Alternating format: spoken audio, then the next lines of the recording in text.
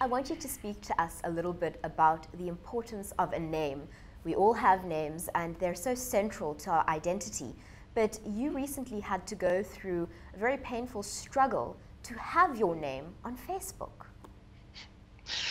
Yes, it's quite interesting that Facebook has got all these procedures in place to try and protect people, and people applauded them when they allowed you to sort of describe different gender varieties. And I just said, what's the use if for someone to say they're gender neutral, being allowed that, but yet you have to use a name that is in an ID document.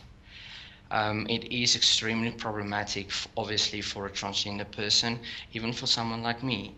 And in a way, I also feel that's a way of bullying from their side.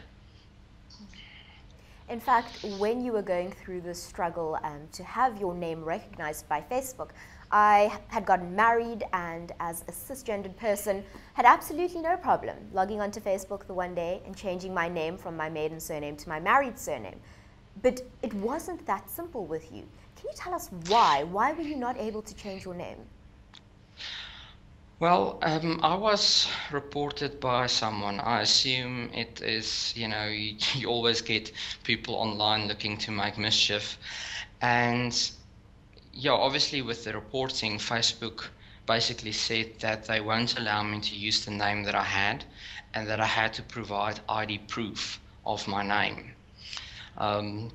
So yeah, it was, I even had a petition.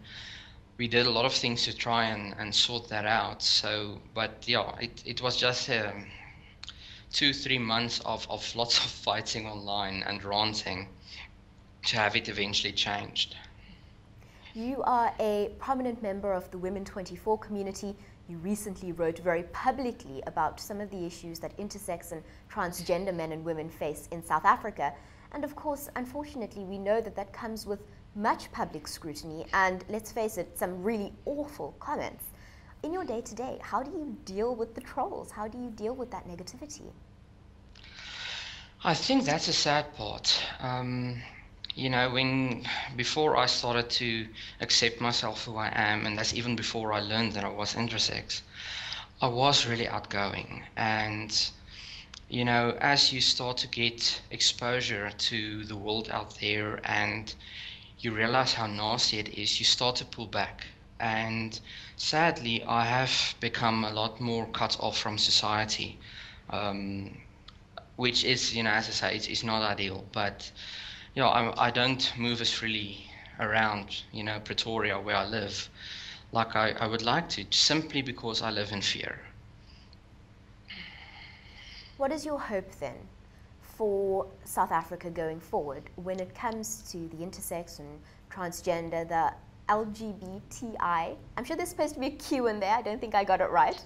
That's perfect. When it comes to the community. Yeah, from my side, I just try to educate people as best I can. Sometimes you lose hope when you see all the online comments and, things that people say. And I remember I've got a very dear friend in Canada that I love dearly. And one day I told her that I'm losing hope. And she just told me, she said, Juanita, if you can manage to change one person's perception, one person's mind, you've already done, more than enough. And I think, it's not realistic to think that overnight you can change the minds of the entire South Africa. But, if in my daily life I can just change one person's mind, one person's perception, at least that's moving forward. And I just hope that in future people will realize that we are real human beings. We are people with feelings. And we deserve to be treated with respect just like everybody else. And from everybody at News 24 Live, that is our wish for you, and we will keep lobbying for the human rights and dignity of all South Africans. Juanita, thank you so much for speaking to us.